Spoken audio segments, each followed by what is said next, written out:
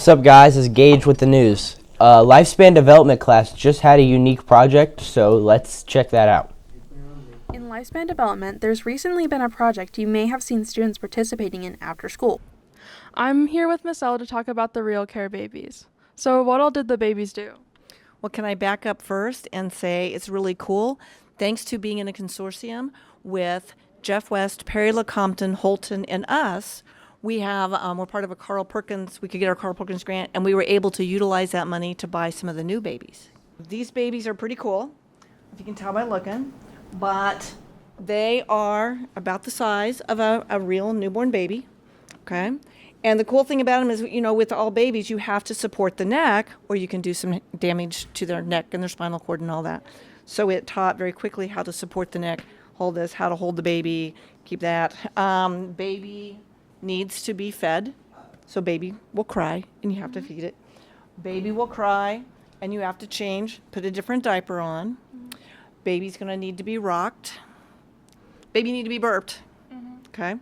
And the way they did this is they had real parents actually fill out a schedule of what their baby needed at all those times, and they put it in a little computer program. And so it Bluetooths to my computer, and I can help program it for people.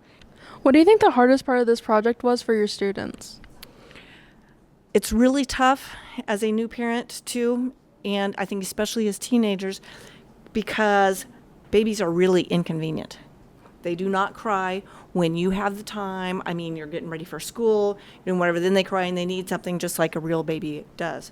Because there's this one time I was getting off the bus and I went down to my house and I had to drop it, and I was literally right there on the driveway, and I was just feeding the baby for like 30 minutes.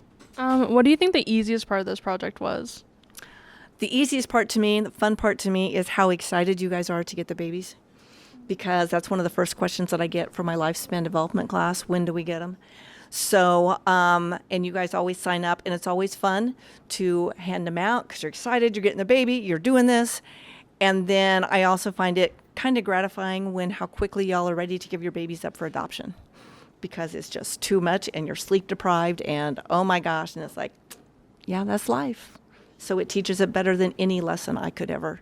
I can tell you and tell you and tell you, but until you do it, you don't get the real feel. Although the students only had the babies for a short period of time, they learned what it was like to be a parent through this project. That seemed really interesting.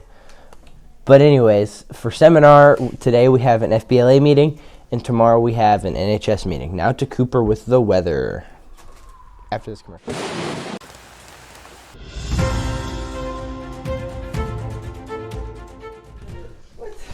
Hey guys, it's Cooper with your weather.